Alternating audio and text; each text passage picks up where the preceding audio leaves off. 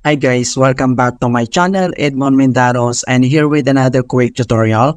In today's tutorial, I'm going to show you guys how to turn on or turn off Bing homepage images or video background autoplay in Microsoft Edge. Alright, so this should hopefully be a pretty straightforward process guys, and let's go ahead. Ang next step ay dito lang sa ating Microsoft Edge web browser, so open lang natin yan. And the next step ay kailangan muna natin i-turn on yung background.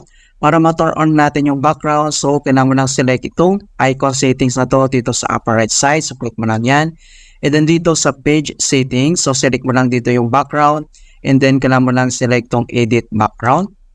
Dito sa customize background, and then dito lang sa right side ay makikita mo dito yung turn on or turn off niya.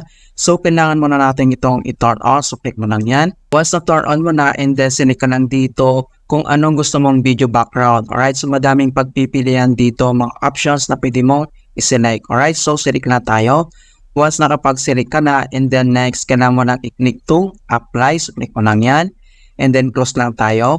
So to play this video homepage background, so dito lang sa lower right side, makikita mo dito yung play button niya. Alright, so meron ditong play video, and then meron naman ditong edit background mga kaibigan. So pag click mo tong play video, and then makikita mo mga kaibigan na nag-autoplay na yung videos background natin dito. Ayan, so napakagandang background ito mga kaibigan.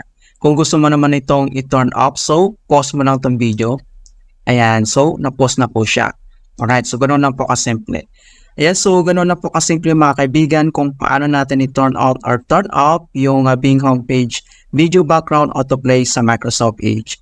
I hope this quick tutorial will really help for you, and please don't forget to like this video, subscribe to my channel for more helpful tutorials and tips. Thank you guys, and see you in my next tutorial.